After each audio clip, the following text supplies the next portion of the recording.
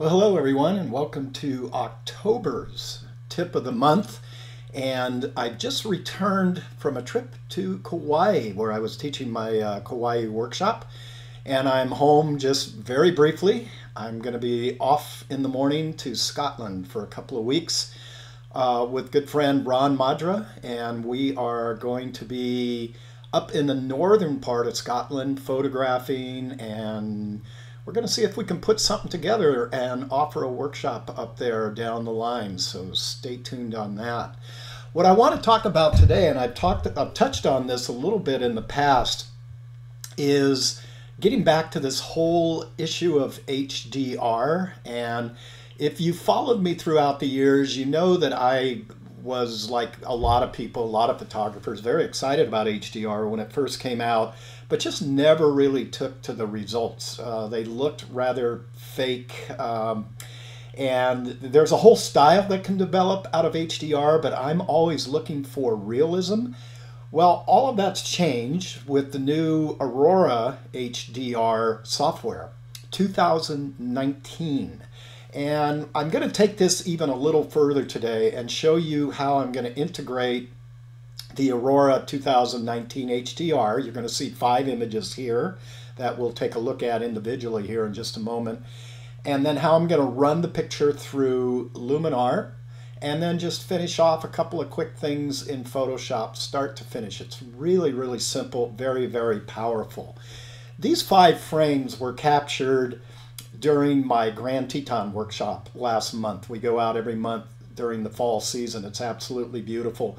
One of the things about Grand Teton, if you've ever been out there, is all the sunset shots, all the really cool pictures are looking towards the west. Well, that's right back into the setting sun. For me to set up and consider doing an HDR composition or a blend, there has to be a couple of things working. If I have an irregular skyline, and I want to click on this very first image here, and we'll enlarge it, this is what I'm talking about. This would be tough to hold a graduated neutral density filter across the top of that and open up this foreground and allow the light in the background to come in. So we're going to be in situations where grads are not always going to be our best option. So to set up and do an HDR, it's really simple. You can handhold. I don't advise that. I always advise being on a tripod. What you do is find your composition. And then the second thing, which I always advise my students during my workshops, is to determine your aperture, because that's going to determine your depth of field in this scene. And if we look over here, I was starting at ISO 200, 16 millimeter, very wide angle. And I made a mistake here. I shot at f4.0. So, but at 16 millimeter, fortunately, I got away with my mistake because there's such tremendous depth of field in the more wide angle you go in a picture. So the first thing I do is I simply try to get my highlight exposure dialed in. And the best way to do that is set your shutter speed until you see the histogram just pull off the right side. If you don't have a live view histogram, click a picture, play back your picture, and check the histogram that way. And then once you get that first image shot, it's really easy. I just simply open up one stop on my shutter and I click again. And this time I'm going to start watching this left side of the histogram. I'm going to open up another stop and I'm going to click again. Going to open up another stop. I'm going to click again.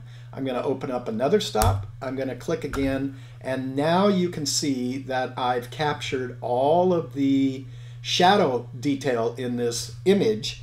And that gives me my 5 images that I'm going to combine. Now, before I go any further, I want to address one thing I hear come up on the workshops all the time. People will tell me, oh yeah, I set up auto bracketing in my camera. Well, that's fine. But what I want you to think about is, how do you know how many stops of light it's going to take between your highlight exposed picture and your shadow exposed picture? And some people have it set up to record 3 stops at 2-stop intervals, or 5 stops, or 7 stops at 1-stop intervals. Well, again, that's kind of guessing. So you can do it. If you are going to do it, I would just recommend setting up 7 stops at 1 stop interval. That's going to cover most lighting scenarios you come across in nature. So just my 2 cents worth. I just do it in manual mode. I don't even worry about setting up an auto bracket. Kind of old-fashioned doing it that way. So I'm going to come over here now. We're in Aurora, the splash page, the opening page for Aurora HDR 2019. And I'm going to go out and I'm going to select my images, which I keep in my pictures here. And I'm going to come into, actually I put these on the desktop, so I will go out and find them there. And there they are right here, Snake River Overlook. I'm just going to go Command A, highlight them all, click Open. Okay, and here they are. There's my 5 images. And before I hit the blue button here that says Create HDR, a couple things I'm going to do.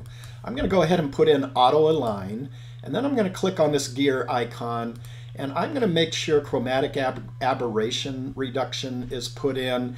Now, with the newer lenses, chromatic aberration to me doesn't seem to be the issue we used to experience 5 or 10 years ago. But nonetheless, my thought is that you might as well have that highlighted. Color denoise is going to highlight by default. And then the ghosting, in this picture, it was a very calm night.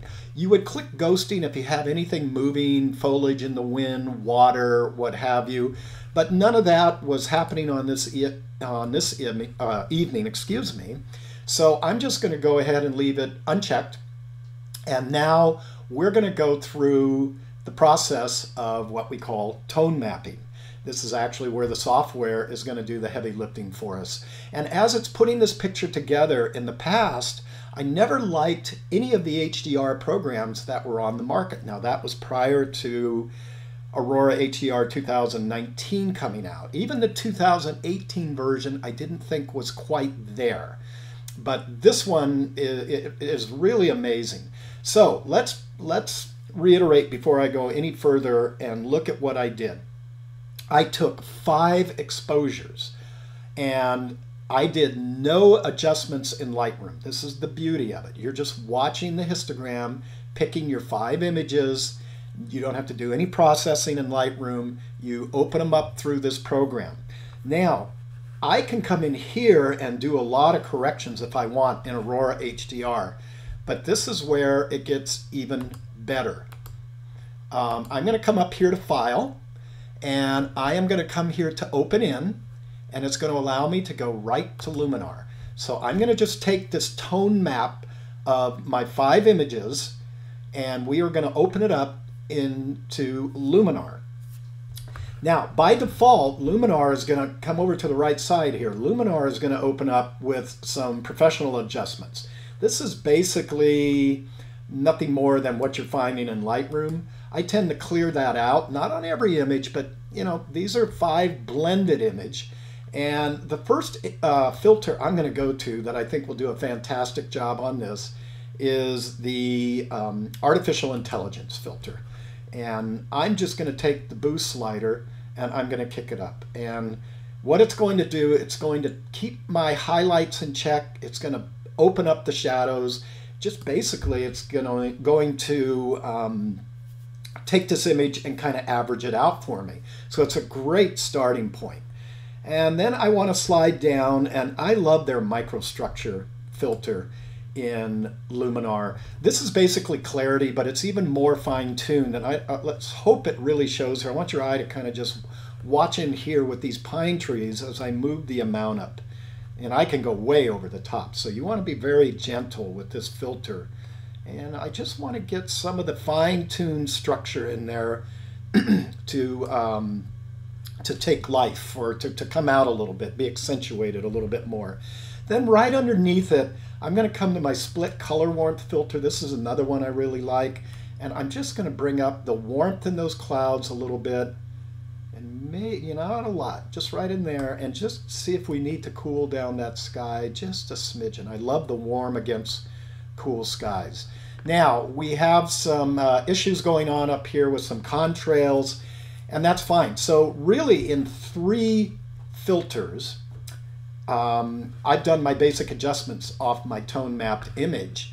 And I say this is fine because we're going to take care of it in Photoshop. So I'm going to come back now to File in Luminar and open in Photoshop. And we're going to do our final balancing of this image. So we will wait till it opens up here. There we go. And the first thing I'm going to come over to is the spot healing tool. This is great. I'm just going to take that and just very quickly run it up. Oops, I came over to this side, but that's all right.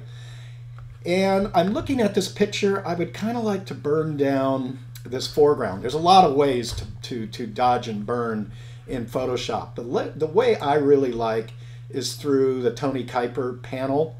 And you can go to TonyKuiper.com, and the panel sells and installs for $29.95. It's really a great deal, and it's very, very powerful.